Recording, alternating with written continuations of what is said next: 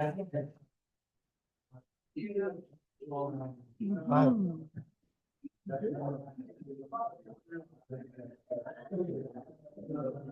right, ladies and gentlemen, welcome. It's the, Yeah, good afternoon and welcome to the final going to be on that side. second Saturday seminar of our 2025 series. I'm Susan Jones, and with me today are Charles D. Fernando and Ed Horvath. We're all here at the museum on a beautiful but overly warm day in December. You know, they say that a picture is worth 1,000 words, but sometimes the words get lost in the mists of time. So today we're going to be looking at the pictures of Durango's main avenue and telling some of the stories of the buildings and the businesses that are now gone. And we're also going to be documenting what is here now for later generations. We got a lot of pictures and stories. We had to cut this talk. So today we're only going to travel up to 8th Street. But I promise that we're going to do at least probably 2 more webinars in the next year, kind of go working our way north. But because there's a lot to do, a lot to talk about, I'm just going to jump into some quick Zoom housekeeping and we'll get started. We're using Zoom's webinar feature, which means that you're all muted and your videos are off for those of you on Zoom. At the bottom of your screen, and you may need to mouse down to see it, there are a couple icons. We've disabled the chat today, so if you need help, use the Q&A. We'll be monitoring that if you have any immediate problems. We are also supporting closed captioning, but you need to turn it on if you want it. To do so, just navigate down to the icons at the bottom of your screen, click on captions and enable show captions, and it'll be green if it's enabled. Please hold all of your questions till the end. If you're on Zoom, you can type them into the Q&A at any time and we'll get to them at the end. This session is being recorded and you will receive an email in 24 hours with a link to the recording and any show notes. You ready? Let's go.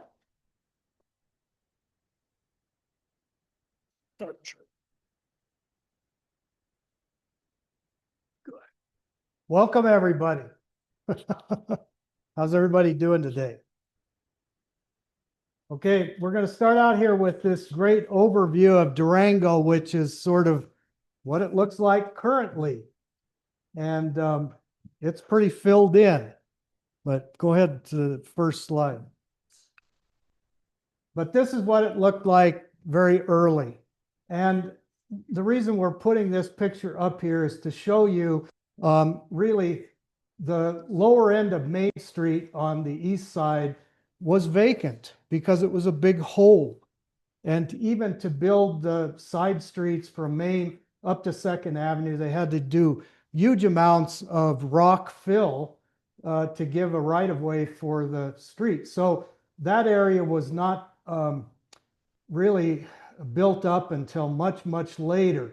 Most of the early downtown growth in Durango was north of 8th Street. So until the big fire in 1889.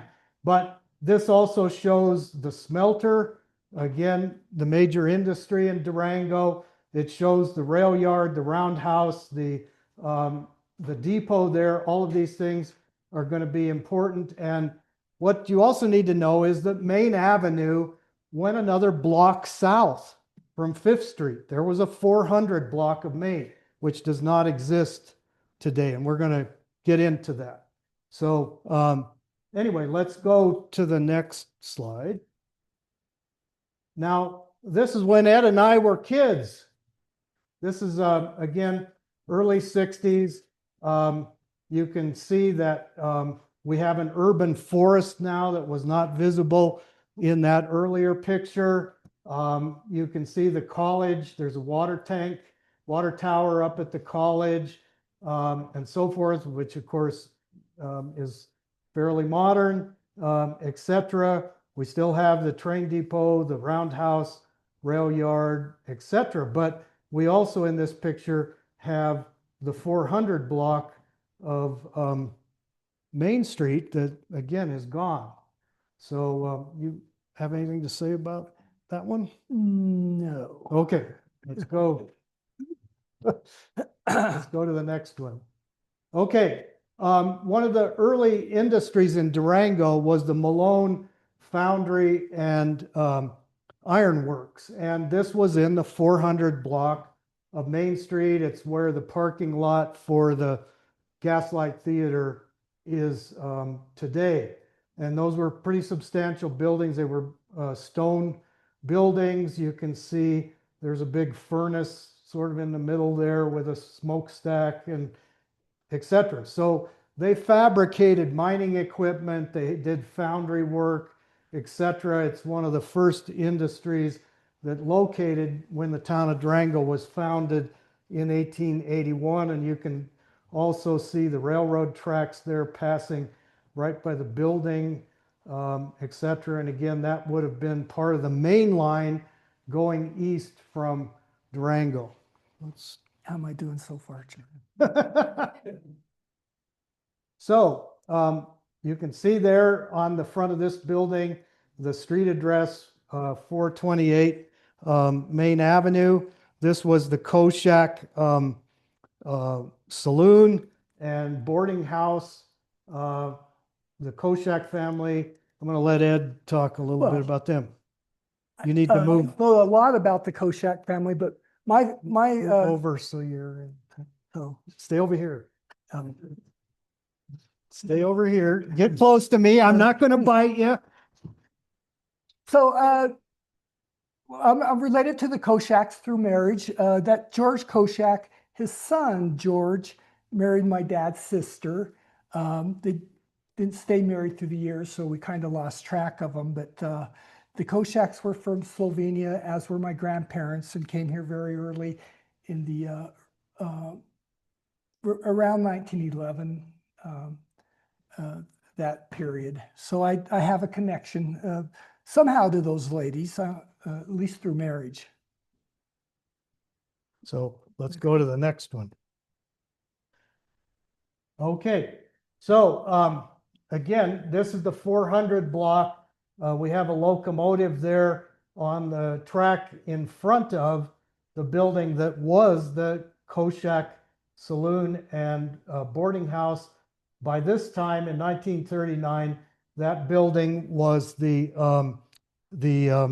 Haffey and Gallivan Produce Company, and they've boarded up the front windows, etc. But that's Go back, 428. you can look, you can Yeah. compare them.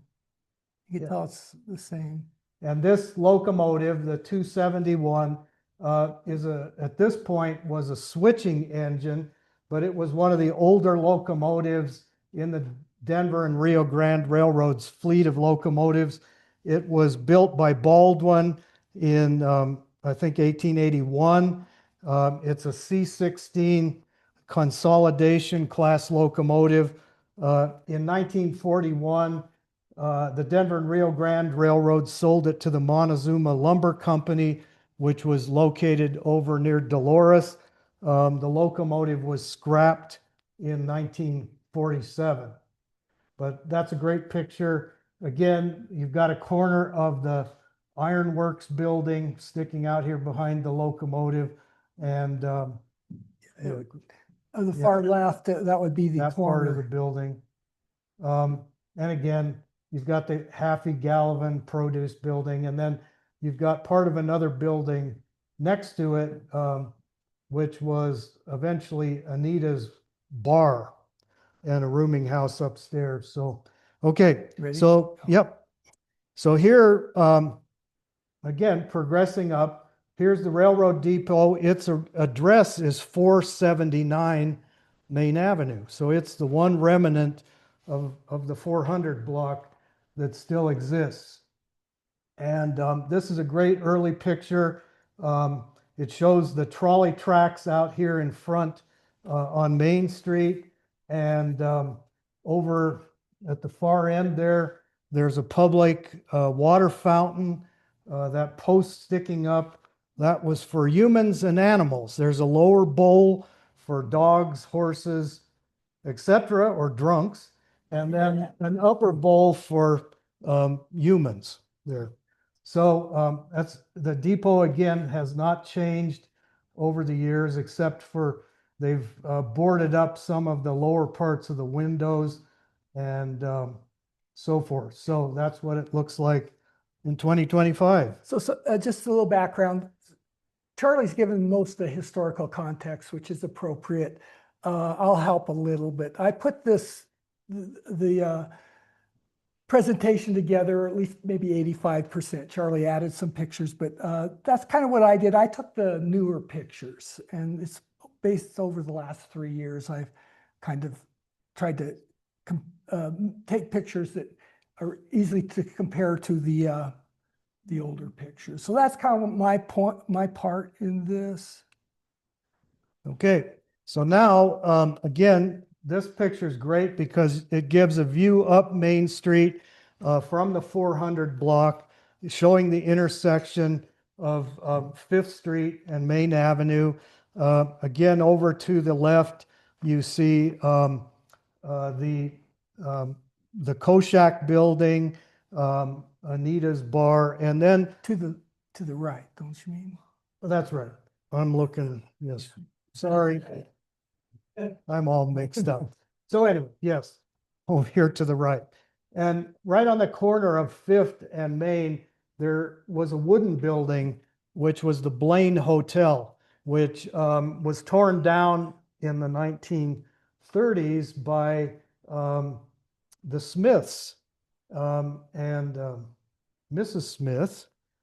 They owned the coal mine, King Coal Mine, and they took the materials from that building and built a home right across the street over here on the corner, which no longer exists, but Ed's grandfather used to own it. So, Well, when they retired, they bought the house. I think it's 1966, and it really wasn't in good shape. Actually, my wife and I demolished it. It wasn't historical, believe me.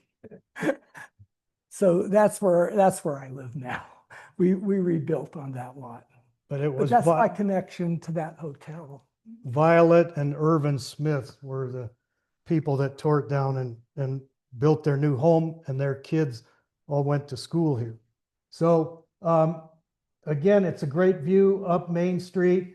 Again, this is early 20s.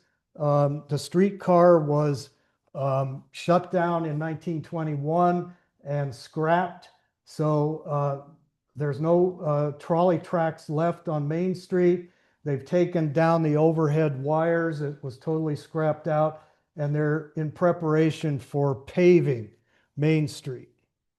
So a lot changes after this. Let's go to the next slide. That's about as close as I could come to matching that. It's really hard because you could tell this is really another block south, but you can kind of see. So the Gaslight Theater would be behind this tree here. And again, Main Street, again, it dead ended at the roundhouse. So anyway, okay. Now, this is one of the early hotels that was just north of the depot on the west side of the 500 block. This is the National Hotel. It was owned by the Becker family. Their daughter was swooped up by Harry Jackson, and they eloped because Mr. and Mrs. Becker didn't especially like Harry Jackson. But after they got married, he was okay. But anyway, they had this Typical story. yeah. So anyway, that's sort of an interesting picture because it shows there was nothing else on the west side of the 500 block. And the building that you do see there over here in the right corner, that is what is today the Rio Grande building on 6th or College, where the railroad has their offices today behind Jean Pierre.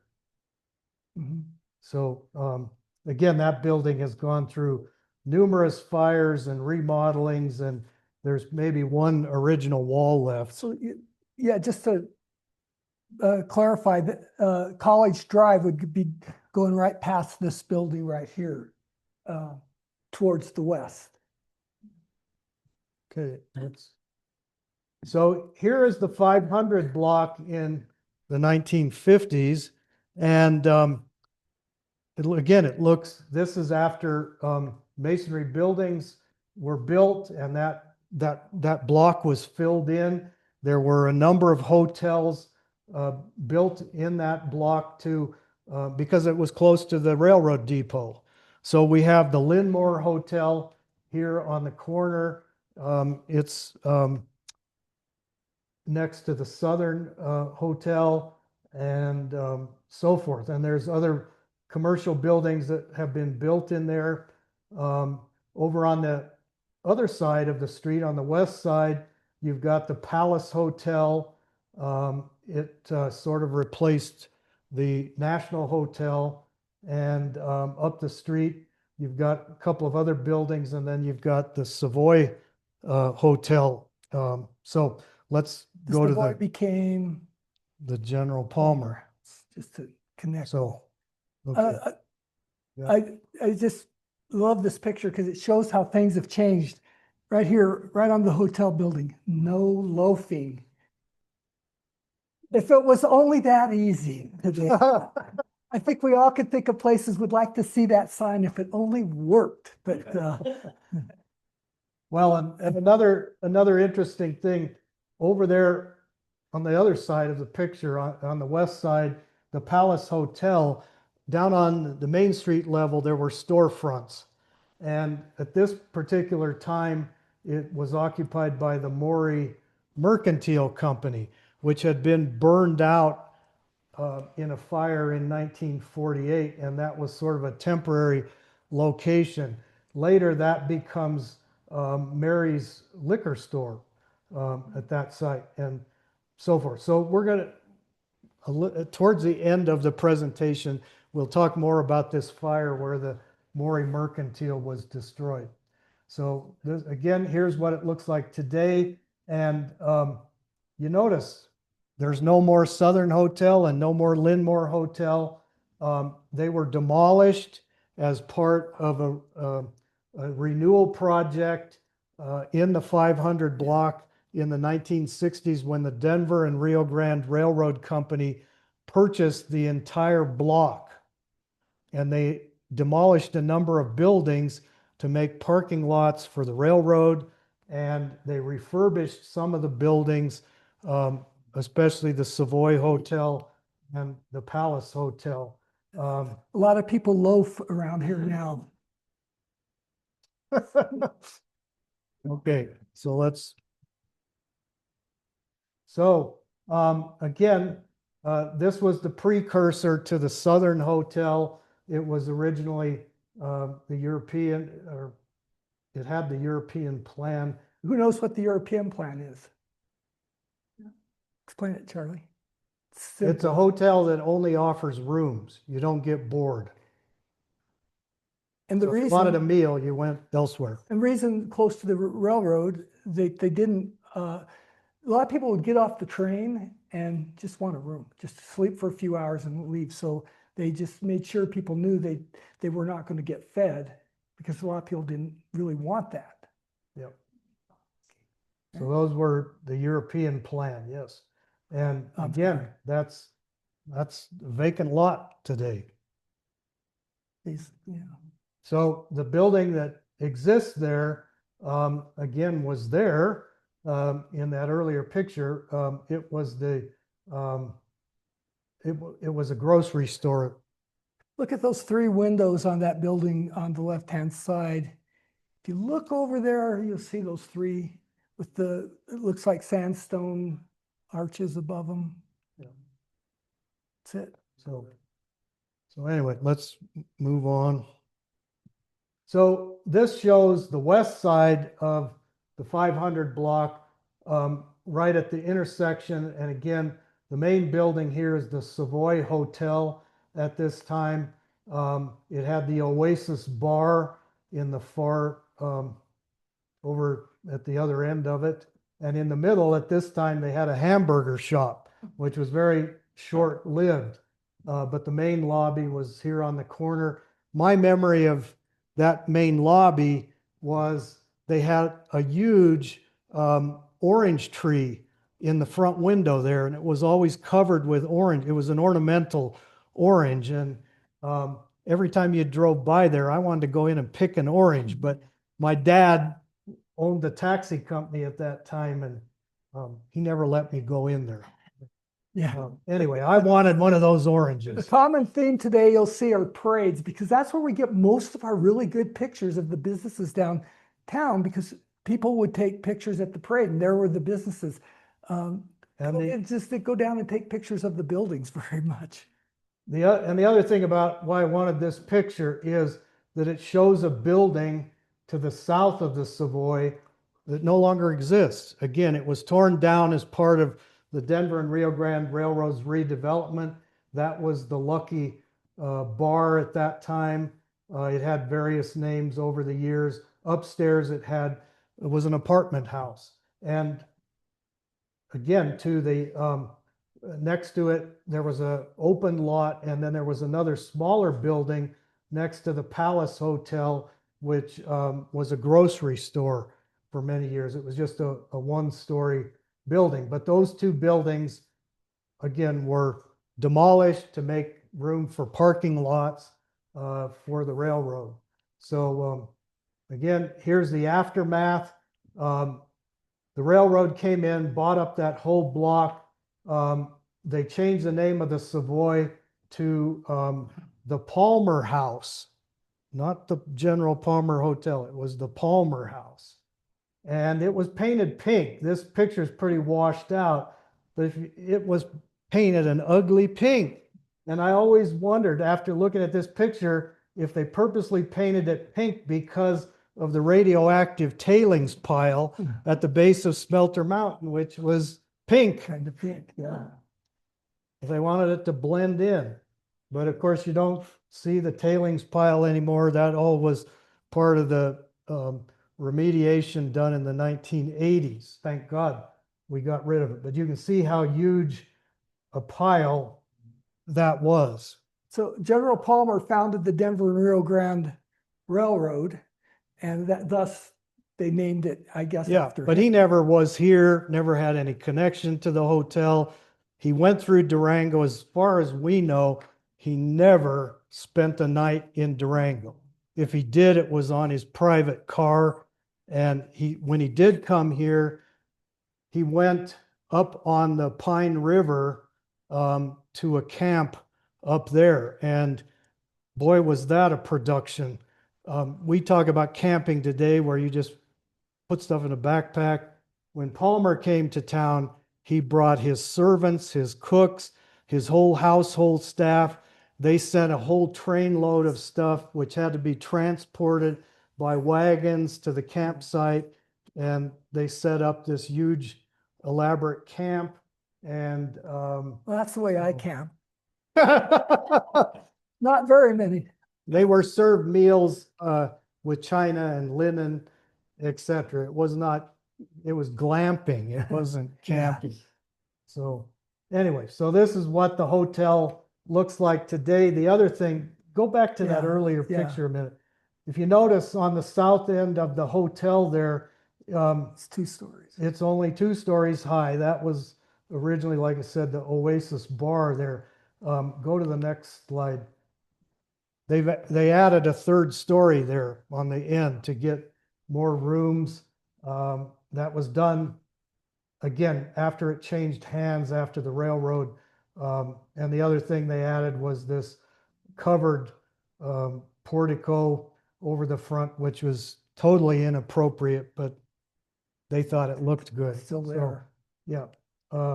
All of that was done when Jim Jackson purchased Rio Grande land from the railroad.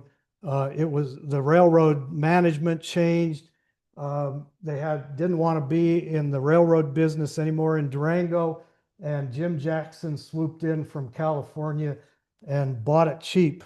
And then he did more redevelopment. So Somehow my date got covered up, but that's 2024. And I actually took these pictures. You'll see the 2024 pictures with the snow. That was on Christmas Day.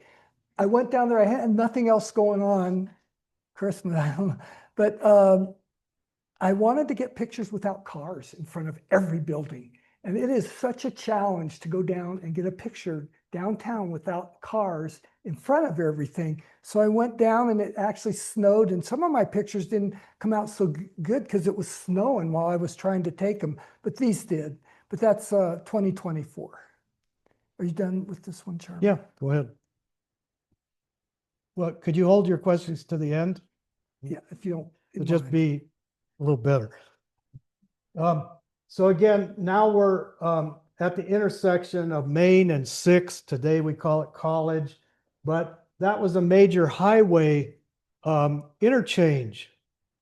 That's where the highway came into Durango. You can see, we'll see another picture that's got some highway signs, but So if you were coming from New Mexico or Denver or from Cortez, this is the intersection you'd come to. Yeah. Either way. and again, this shows the east side of the 500 block, and right on the corner was the Verse Cement Block Hotel. And again, that was a victim of the railroad's redevelopment. They tore it down so they could put a gas station on that corner. So, And my connection to that is the Verses were from Slovenia also and knew my grandparents. Well, actually, my grandmother came and worked for the Verses when she first came to Durango. I assume in that hotel, but we knew that they were very good friends and she worked for the Verses. And then this gentleman on the right is Ralph Connor, and he owned Waller's grocery store on the corner of what's now College and Main. And my dad was in business with him in Waller's grocery store. There was actually 4 men that owned it together, and he, my dad, and 2 others. and he's standing next to his brother Walter Connor. But if you notice, there's a stop sign there. There's no traffic light there at that intersection, just a stop sign. So things were a little different. So let's go to the next one. So here's that same view today, and you can see on that corner today, that building that is Cold Stone Ice Cream was built as a gas station by the Denver and Rio Grande Railroad Company. And as part of Jim Jackson's revival, he got rid of the gas station, and it's been multiple things since then. But if you look at it closely, it still looks like a gas station. It's just missing the sign and the pumps out front. You know, there And used to be so many gas stations right downtown Durango. I mean, probably 6. yeah, and it was because it's at an intersection of 2 major highways. So anyway, let's go to the next one. Same picture, I'll let you same day. talk about that. Well, just looking south, same, just another view of the same 2 men. That's Waller's store on the right. And we have another picture of that.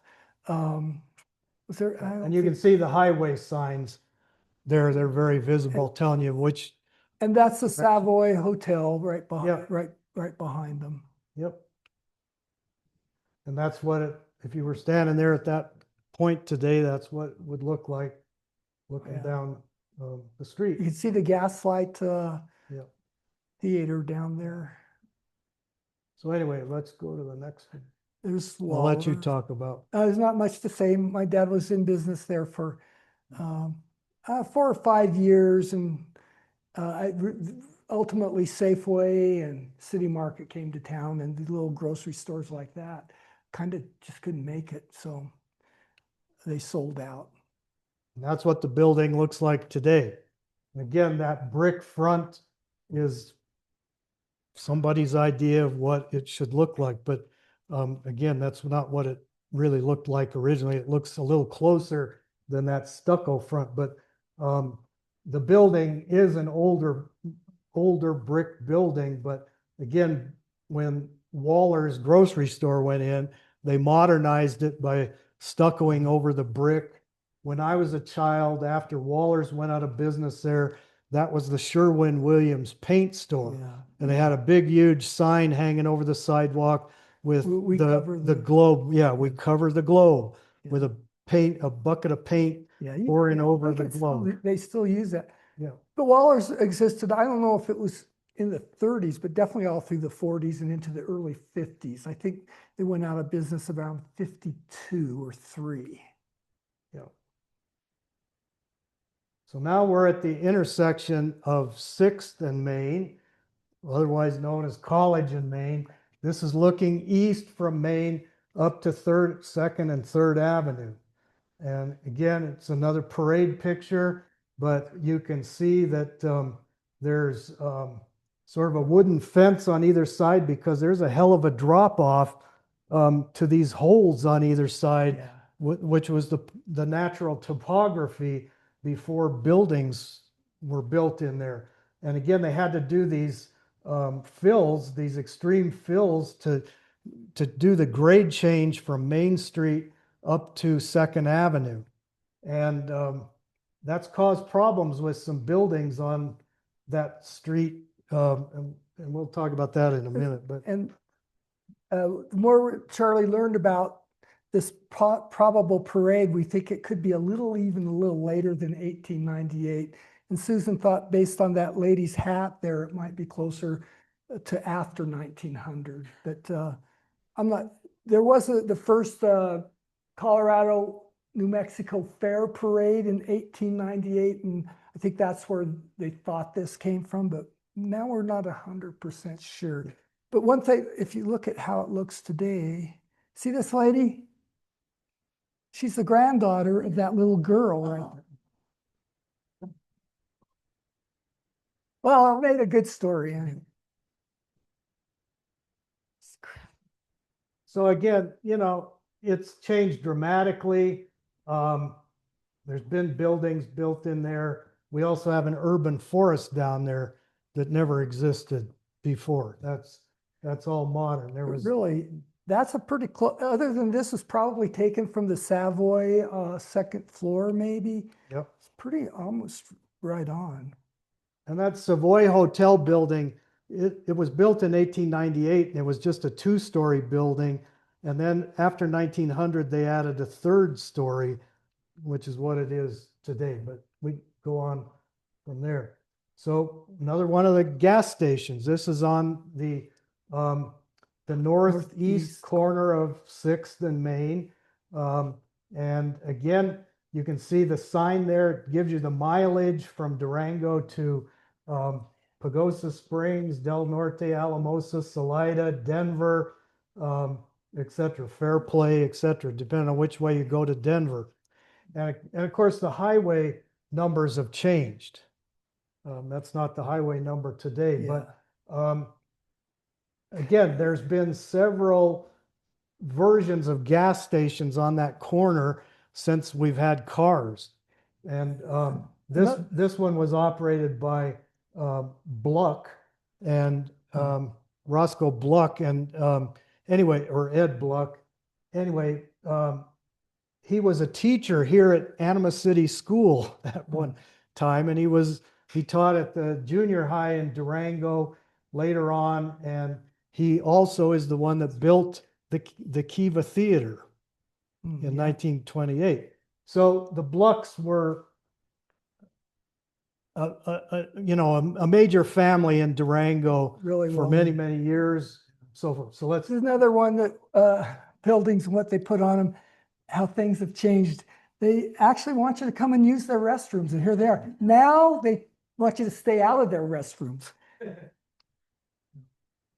This is not a real clear picture, but we've recently had this one donated by Larry Gass.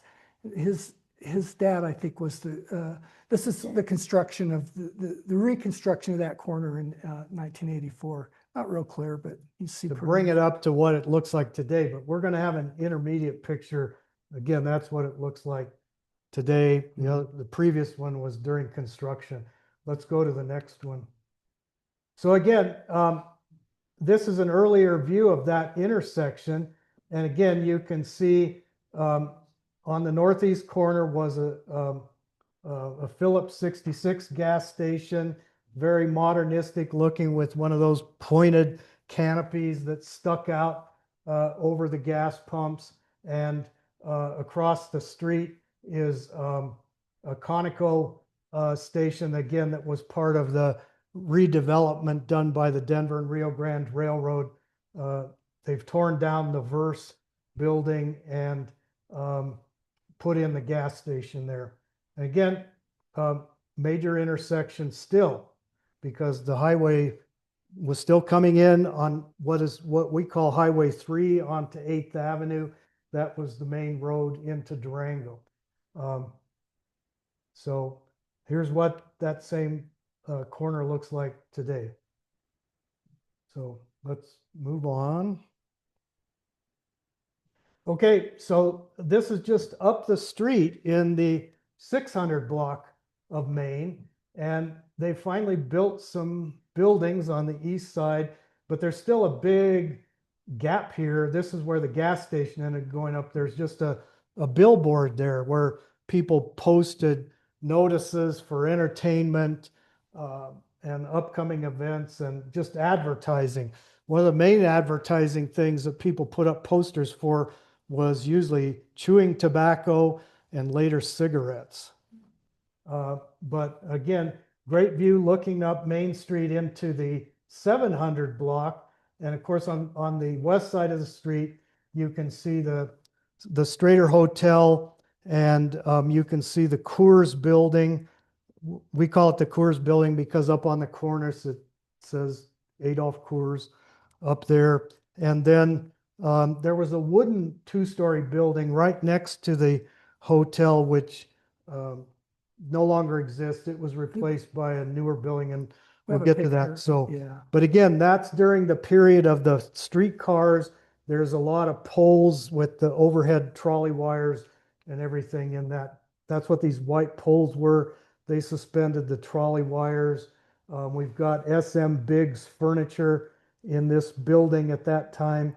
We're going to see that they moved to a new location in a little while, but again, that's a similar view today. And again, over next to the hotel where those blue awnings are, that was the new building that replaced the frame building that was torn down The at that Coors point. building is, show them which one is the Coors building here, Charlie? It's the one with the white cornice that sticks up there. Right. Um, Blocks out And up Strater, the in name the- Strater kind Yeah, of, right? and again, it's a pressed metal cornice, and it's embossed with Adolph or AF Coors or something up there, it's- but it's yeah. got Coors up there.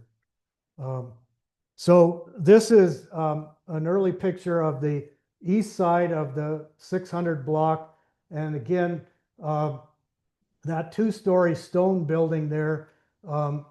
The original part of it, which in this picture is a Buick automobile dealership, was built in 1928 by the Piccoli brothers, and they eventually added another 25-foot onto the building to the north, which was a saloon or a bar, and you can see the sign there where it says beer.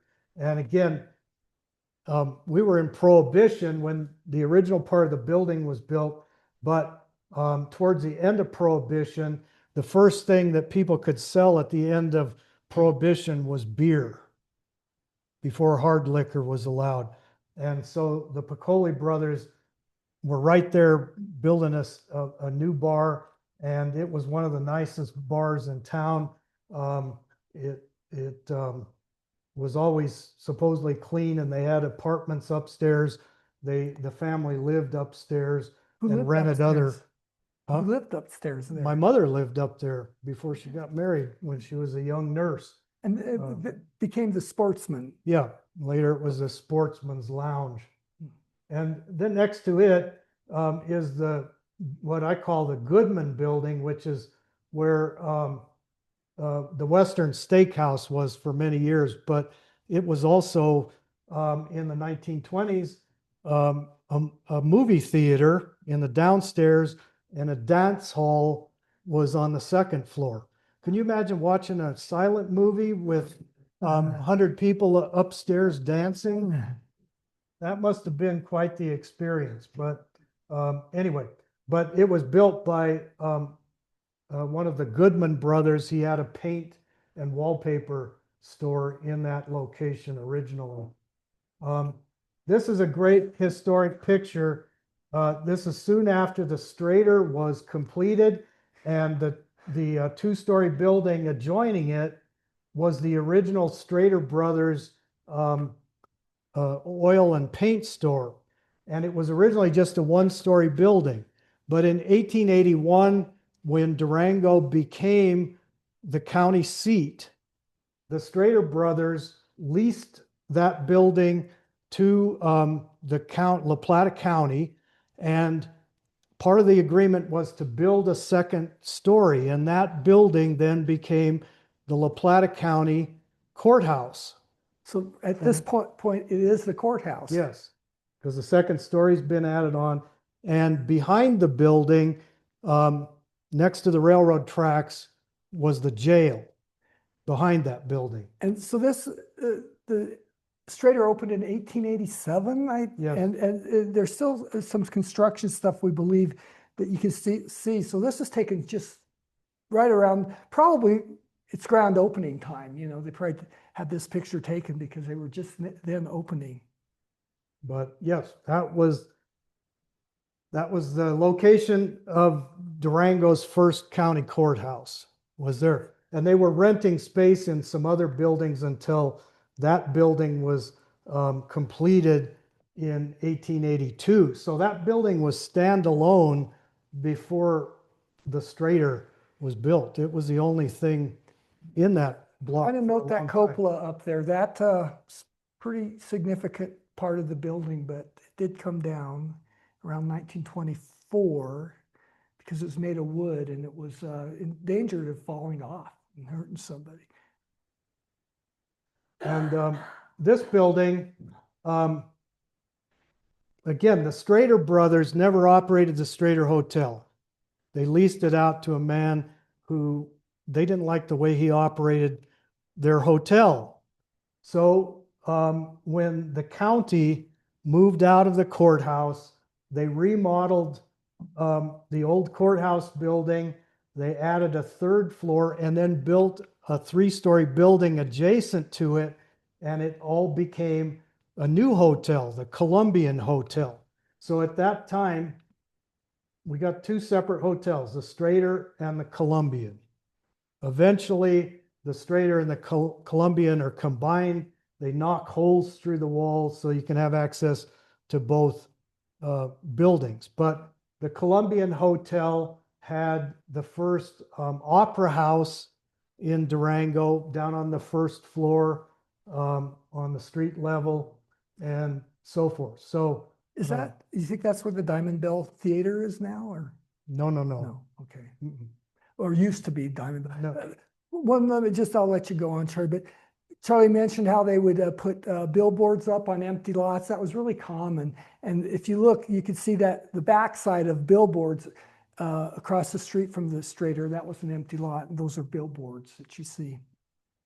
And you can see an arc light hanging over the intersection there. Again, Durango had electricity. The electric company was incorporated 1885. By 1887, they had a distribution system. And one of the first things they did is put up arc lights downtown to show people how convenient electricity was, and that, you know, you could have light at night. And so that was a selling feature for the power company. So here we get a little later view, looking at the Strader Hotel. You can see the tower's gone, but it's been replaced by a billboard. And you can talk about the. Well, we just think this is a little fender bender on that would have been 7th Street on the East 7th Street. But it's a good picture. And there's one of the early buses there. That was what they called a stagecoach at that time. But it was owned and operated by Robert Stone. He called it the Cannonball. He ran these stage lines between Durango, Aztec, Farmington, and Shiprock. and on to Gallup, New Mexico. And their building is still there. I think it's a hairstylist place now, but if you look at, it's just be east of the alley, and that building's still there. And they actually had a place you could drive in back in the day. But That's a pretty risque picture. for the time, yeah. Well, and we're thinking that that might be Robert Stone's wife, but we're not sure. We think she's the one that had the collision with the stagecoach. But I anyway, wonder what caused that collision. so anyway, There's we're- the billboard of the Strader that Charlie mentioned too. yeah. And again, we're moved on in time. We're in the 40s. This picture is great because at the back of the hotel, you can distinctly see the new addition to the Strader Hotel that was built in the 1930s. They doubled the size of the hotel towards the back, towards the railroad tracks. I have a connection to the hotel because when my grandfather immigrated to Durango from Italy, the first job he had was as a bellman in the Strader Hotel in 1905. And at that time, behind the hotel, before you got to the railroad tracks, there were chicken coops to supply eggs and meat for the restaurant in the hotel. And one of my grandfather's jobs was to collect eggs and take care of the chickens, along with carrying luggage. There was no elevator in the hotel at the time. So he carried luggage up and down and did whatever he was told to do. And the only reason he got a job there is because they had a German chef in the kitchen who also spoke Italian. And they hired him right away. And he said he would get hell from that German guy if he ever got mad. So anyway, here's what it looks like today. And you can see there's a new building on the corner there where there was a gas station. Yeah, speaking of gas stations, there Yeah. was a gas station on that corner. That was a Brennan's Texaco. It's been replaced by the Stillwell building today. So, okay, moving on. We're now in the 700 block of Main. And the important thing in this picture is right there in the middle, there's a two-story building. That's the Philpott building. It's still there today. It's one of the oldest surviving buildings on Main Street. Point that one out to him, Charlie. There. It has a totally different front on it today. But that building was one of the first buildings constructed in Durango. Philpott was a liquor dealer from Kentucky. He had a wholesale and retail liquor business, etc. So that building's been a lot of things over time, but it was like the first thing built in that block. The front has been changed a couple of times, but then you have this big open lot on the east side of the street, and this was the public corral. So if you came into town, of course, with your horses, or if you were pulling a wagon with a team, this is where you could leave your horses for the day while you did your shopping. You had access to water there for your horses. You could feed your horses. You can see people have unhitched the horses, taken the harness off so they can, so forth. And it was also a place where they let the Utes camp. So that's why there's a teepee there. Just real quick, those billboards up on the hill, the cemetery would be just to the right. That's the road that goes up and then takes a sharp right-hand turn back up to lead to the entry to the cemetery. And one says Jackson Hardware, and point out Jackson Hardware. There's Jackson Hardware. And White Grocery was on the west side of Main. I can't remember which. It was in the 800 block, which we're not going to get to, but so this is the west side of the 700 block, and this is north of the Philpott building. And the thing that I think is interesting, these buildings were all built at the same time. They all are the same design. They have the same pressed metal cornice work, the same storefronts, etc. So the whole block was had that same design, and there's remnants of it. And this is So the we're- north end of I was just the. going to say, not in chronological order, but it's the same Yeah. block. It's just we needed a Each end. picture of the north end here, which is earlier. And over there, you can see the smokestacks from the original powerhouse, which was where the Strader Hotel's parking lot is today, behind Magpie's magazine store. And that's where the power plant was. It was coal fired, and those big stacks were for the boilers at the powerhouse. You can see the same cornice work above Yeah. the buildings. And Yeah. that's where Strader had his Yeah, his the Strader brothers moved drugstore. to this location for their wholesale and retail drugstore and their paint and oil company. Now, this one we just had in the news. I just put in the newspaper, I think last weekend, but it's a good one. Yeah, and again, this is looking up Maine. We got the Philpott building there, which was a 2-story building. All of the other buildings were 1-story. The Durango Visitor Center is SM Biggs Furniture, and they had moved from their previous location down. Right. Up there. And you can see Harry Jackson's Jackson Hardware. Harry Jackson's the guy that married Louisa Becker, and he became a respectable businessman. There's the clock tower of the courthouse, and the other tower you see to the left, it was the fire department Yeah. tower.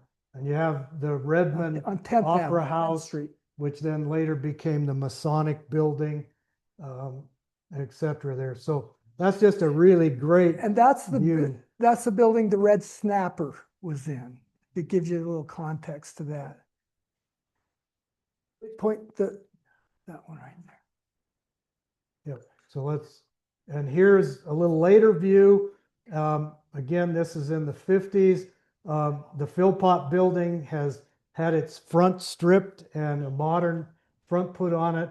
The Jackson Hardware building has had its front stripped and a new glazed tile put on. The Philpott building is Nate Stein's here. It became Stewart's of Durango when we were growing up, the clothing store. Magpies is to the left there, or became what's on the left bottom, and it was a Conoco gas station in the 50s. Yep. I'm trying to hurry a little bit Yep. here because we don't want to keep you too long. So this is great view of the 700 block in the winter, and they're hand shoveling snow. They're loading a dump truck over there to haul it off. There's you can't hardly see it, but up the street there's a man out in the middle of the street with a shovel. And so Same year, same year, probably just a little farther up the block. If you see the Jackson sign on the right, you'll see it's a little farther up the street in that one, but yep. Don't we wish we had some snow today? So that's what it looks like now.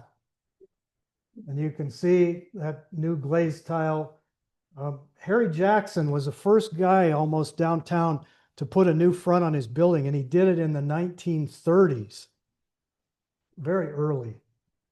This is across the street, again in the 50s. You can see some of that old cornice work, but then you see it's all been torn off. There's just a flat stuccoed building there, and we'll explain this in a minute. Go the ahead. building on the right is Graydon's. Yeah. Here's what it sort of looks like today. You can still see a remnant of that old cornice work, but everywhere else it's been either covered over or totally removed. This is the hardest street to get a picture without cars there. This was, it's It's hard. okay. So this is a little earlier picture of the east side of the 700 block. Again, where that old horse corral was located. There's a building there today. It's a real estate office. In 60, it was Sluter Floral. Yeah. And again, in the gap between Jackson Hardware and this building, the Western Colorado Power Company built a new building in the 30s for their offices. And what's I love about that is the sign. They had a huge neon sign with Ready Kilowatt They're, with a blinking nose. And as kids, we were mesmerized by that thing. yeah. So let's, again, this So is they're yeah. there, and it's not. See, this is a little farther up yeah. north than the last one. It's not And- exactly. And the building that was on the corner was originally a lumber yard, and that's why there's this gap here. That's how you access the lower level where the lumber storage was. That was Federal Lumber. This is Harry Jackson's original building before he changed it. Now look at what it took to go from that to go to the next slide to that. But it's the same building. Note the bakery, New York Bakery it's been within a couple storefronts of itself for a long time, but it has moved around a little bit, but we've grown up. Yeah. You can see all these signs. Today we have a sign code in Durango that eliminated all of these, but as soon as Durango had electricity, people started buying bigger and bigger electric signs to advertise their businesses. And Jackson Hardware is now French Hardware. So, That's it today. yeah. Look at it's interesting, the discolored bricks around those windows. Charlie was saying he thinks they, Well, they replaced the windows and didn't match the bricks. yeah. So anyway, so let's move on. So this is the other side of the street at the intersection of 8th and Main, and this is the Graydon Mercantile. Originally, we showed you that earlier picture where all those buildings were one story, and the Strader brothers had their business on this corner when it was one story. When Graydon took over the building, he added the second story. They reused all of the cornice work. They just moved it up to the next level. It's still the same pressed metal cornice work. This is going back in time, actually, but you still see it. I like this picture just because it shows all the pack train getting ready to probably go up to the La Platas. So to yeah, mine zone. these are about 15 years apart. And a lot of changes happened in those 15 years. A lot more cars in 1915 than you would have ever seen in 1900. But they also have an electric sign. Again, Graydon was right up front, and here you've got even more signs added to it. So again, a lot of these pictures are parade pictures. And again, we're not real sure about the date of this picture. It could be 1930s because I'm thinking they really didn't have any parades in 1942 because we're in the middle of the war. And they put off those kinds of things because it was not considered patriotic. So let's move on. This is the remains of that building. The Graydon Mercantile burned down in 1948. And that's why we had an earlier picture where we showed part of the buildings that are there don't have any cornice work on them because they were destroyed as part of this fire. But within a year of the fire, Right. they had built.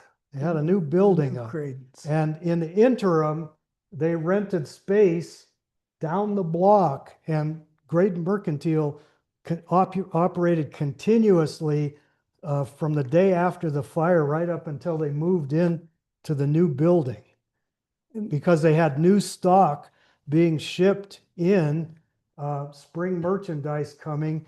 And so as soon as it got into town, they had a storefront and reopened the business. They were pretty high tech for its day. And Graydon's was considered a very good department store, kind of the Macy's of Durango.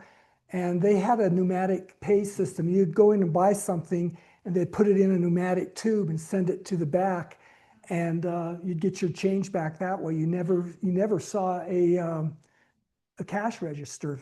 The clerks wrote you a ticket, which went in the tube with your money to the cashier. Isn't that an ugly building though? And then this is what it looks like today. They tried to make it look a little more historic. So they added a new brick facade. And again, at this point, the department store had closed.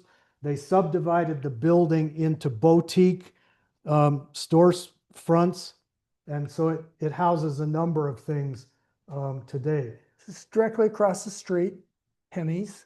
And this is, again, the day after the fire. The fire was so intense that it blew out all of the building or the windows in the Penny building. And they're starting to board up the windows, and everybody is lollygagging, looking at the remains of the smoldering remains of the Graydon building.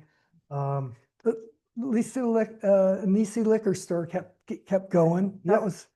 That was a good And you thing. can see, again, the cornice work on some buildings on the east side of the building were the same that were used on the west side.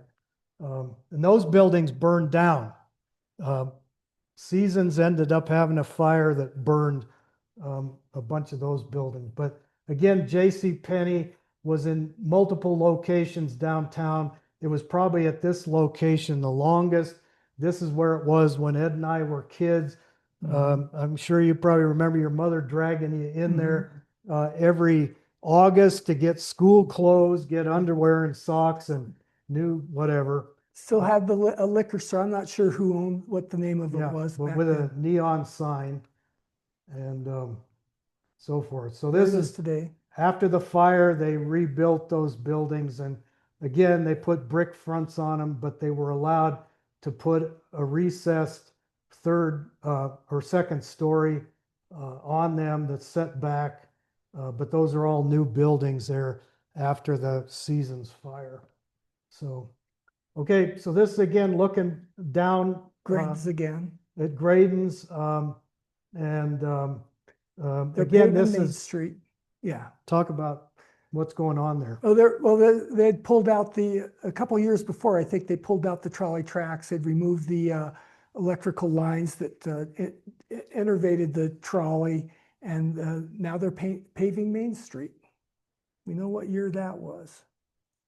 And again, another parade picture in the 20s. The Ute people were always invited to come and participate in this is a 4th of July parade. You can see all the flags and bunting and stuff, but again, the front of the Graydon building. And again, the parades, they would go one direction up Main Street, they would turn around and come back down the other side of Main Street. So So we have a you lot got of it. pictures of them going different ways. yeah, but this is looking south towards the Strader and of course Smelter Mountain. So, Here's another parade earlier- picture, same spot, but this is in the 1930s. You can see some signage has changed on the Graydon Mercantile Building. Again, this is pre-World War II.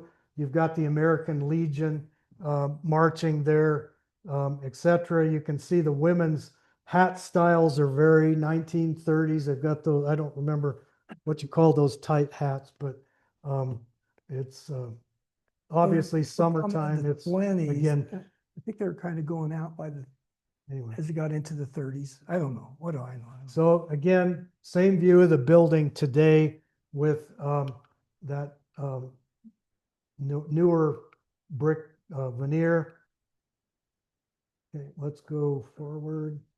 Again, this is a great winter picture in the 60s. Shows the Graydon building. You can see how much snow was on Smelter Mountain at that time, but there's no snow in town. So it must have been a year sort of like what we're having today. And again, this is what it looks like today. And let's, Questions? We did yeah, have. we had a, General Palmer Hotel does not have windows. A lot of this rooms, is that because it was converted from a bar? No, the question is, why does the General Palmer Hotel not have windows?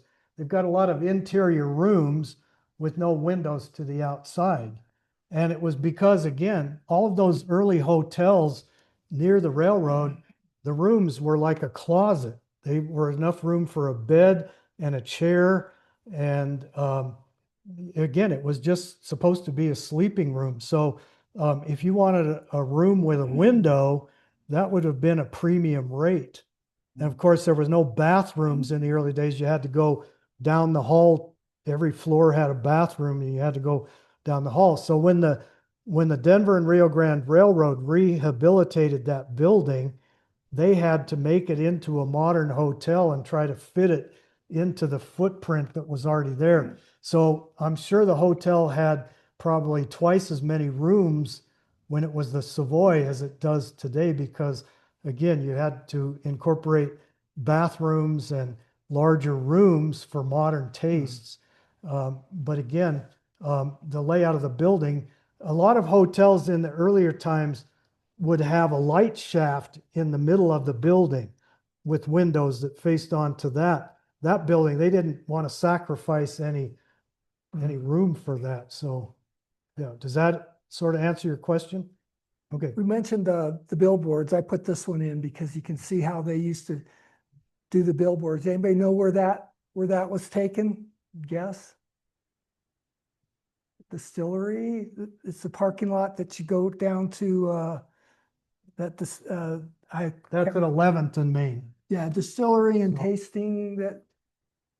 So, and again, the building in the historic picture there, go back, that brick building was a hotel. That was the Windsor Hotel, but that's left for a later thing. Yes. For the buildings that still have historic details in them, is there any rules or regulations for historic preservation in Durango, or do they have things like that?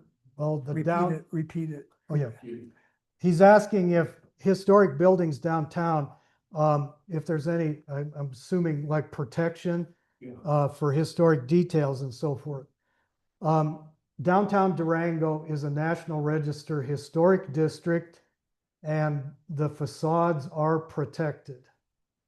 And they're required, if there's any modifications done, again, it has to go through the Historic Preservation Board, which is part of the city planning department. So yes, but again, when buildings burn down, and we've had some major fires, the thinking is that, and again, it changes through time, that new buildings should reflect that the time when they're built, not try to imitate something that existed before. You can have details that look historic, but it shouldn't be an exact replication.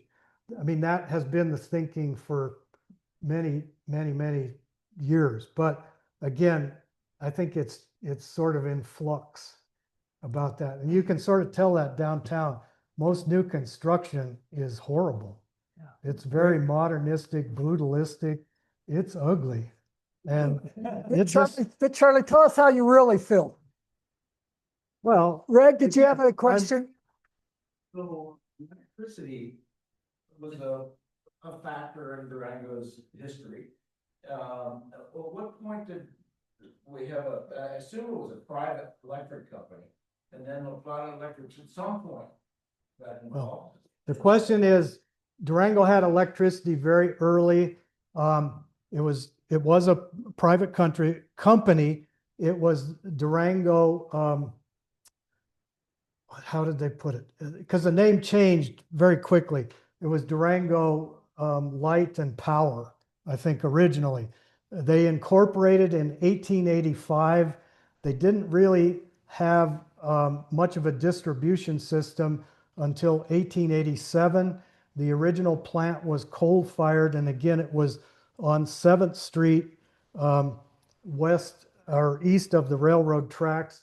Again, in the early days, it was direct current electricity. It was the Edison system, which was not very dependable because everybody's lights were wired in series, like old Christmas lights. So when your neighbor's light burned out, your lights went out.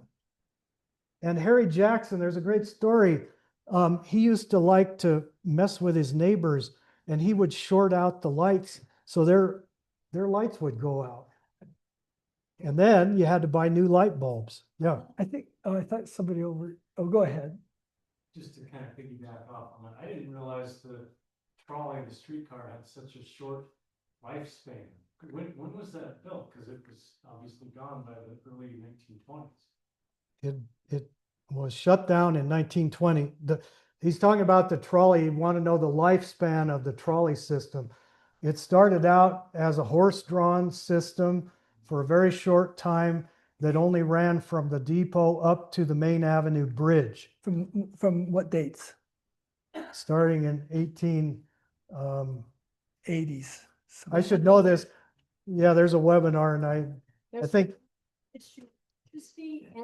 Yeah, it was 1880s, and then by 1892, I think the then it it was becomes an electrified. electric Yeah, line, and then it was extended across the bridge, and eventually it ends up here in Animas City and dead ended up here. And again, the ownership of the company changed. It was originally a narrow gauge horse-drawn system.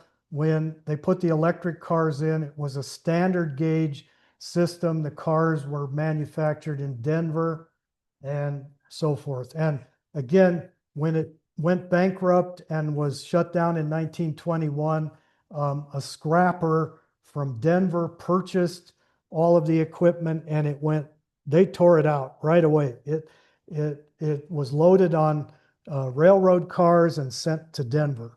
be careful what you ask, because you're gonna get a lot more information than you. So there was well, Randy, I'm trying to wrap my head around the block. yeah, Kozak's building face, was it facing east? no, west. That was the east side of, So it wasn't facing north like the gas light, there was an actual another block. yeah, the street dead ended at the roundhouse. So it went another block south. Susan, is this There's a from big you or tree there somebody- today. Somebody wrote it in? Yeah. So, yeah, Robert. That, historic preservation and protection. Main Avenue Historic District is a National Register district, but there's no regulatory aspect to that program. So it's a mixed bag of protection down there. Buildings that are on the city's registered landmark, like the McDaniel building, or buildings that the Historic Society or anybody else has facade easements on, there's good protection there. Other than that, there is a level of protection because proposed changes down there, exterior, not interior, are reviewed by technically the design review board. But the design review board has to consult with the historic preservation board on historic matters anyway, so it's a little more complicated than. So the online people probably didn't hear what Robert had to say, so we would put your phone number out and everybody can call you, Robert. Because I can't repeat that, but there is a mishmash of what can be preserved in regulatory issues. Somebody wrote in, and I'm just going to read this exactly how they said it, and it just goes along with that. It said that, I'm gonna help write that as in Jill Cyphers. okay, so Cipher may help fight this. The city sign code had an abatement requirement in 1988 to 89. Did not instigate the removal of the old signs, only a few were left, Stewart's and McKnight's. I remember both of those. Okay, did we miss anybody? Oh, yes. What was the connection with the Slovenian community? Why did they come to Durango? Well, my grandparents both met up in. Repeat the question. Oh, she wanted to know what the connection with the Slovenian community was to Durango. And I think there was, it was just one of many Eastern European groups that ended up out in the West. But I know my grandparents were from the same small town and were engaged, and they met in Leadville and married. And my grandfather was a miner, and he came to Durango to work in the smelter. And I don't know that, I don't know, but I know the verses were known to them in Slovenia, and they may have had the verses come, but I do know my grandmother was worked for the verses as an indentured servant for a while. So I think I really don't know the exact information, but they may have been able to get my grandmother here because she was going to work for them. And then the family story is when she left Versus to marry my grandfather, and it's probably up in Leadville, because that is where they got married. It kind of drove a little bit of a wedge between them because she wasn't finished with her indentured servitude. That's my family story. But again, many of them came to work in the smelting or mining industry. They were actually recruited because they had those skills. Yeah, and I don't know that there was a lot of miners in Slovenia back then, but I know that the economy was horrible back then, and they were just coming to where they could work, do anything. And there was a large enough population that there was a Slovenian lodge in Durango, which was a mutual benefit society. And as were the Italians had a similar lodge, and other ethnic groups, they all had their own social lodges or mutual benefit societies. Yep. Any other question? Yes, ma'am. When the railroad bought all that land and then tore down all those buildings, did the people of Durango get upset? Question is, when the Denver and Rio Grande Railroad came in the 1960s and bought up the 500 block and started tearing down buildings, were people in Durango upset by that? No, they wish they would have leveled the whole thing. Robert, do you agree with that? Because Robert's a lot older than me and Charlie, so he would really have a good memory of it.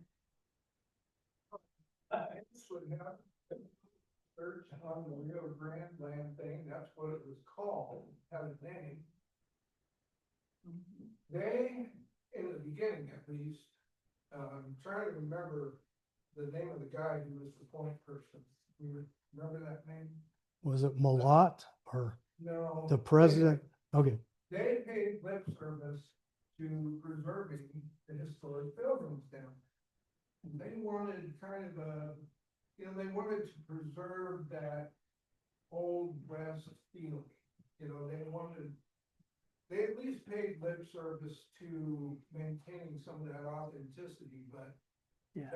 that didn't last very long, I don't think. I'm not sure. My memory is it's kind of just a little tourist trap thing that they were trying to put in there to get people to come and spend money. Remember there was a mechanical place, you go in there, it's like an old bar, and there were mechanical mannequins in there. Do you remember that, Robert? I'm sure that once they really started thinking all that through, they realized they needed it for down there. So a lot of buildings got sacrificed for parking. Yeah.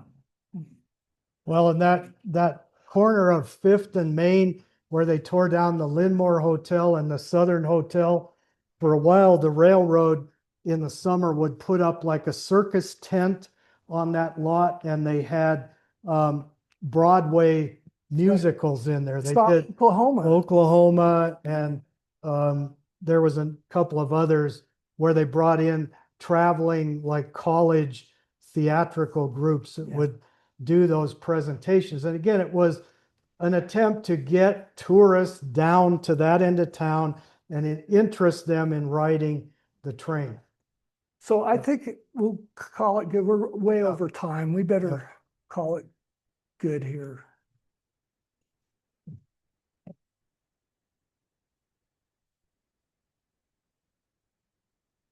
See why we only made it to 8th Street?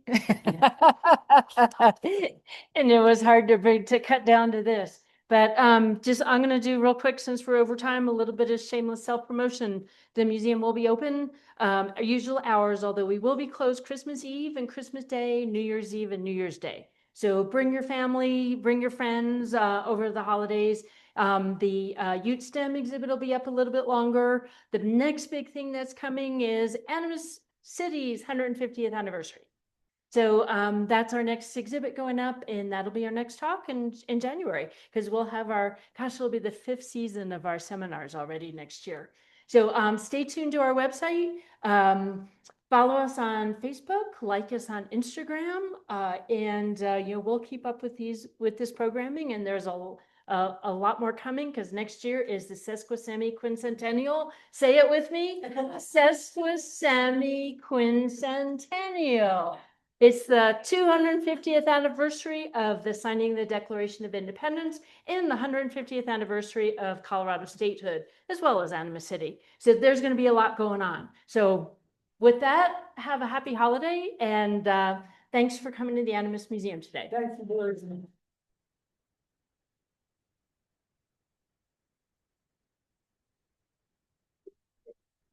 And if anybody didn't get one of these, this is part of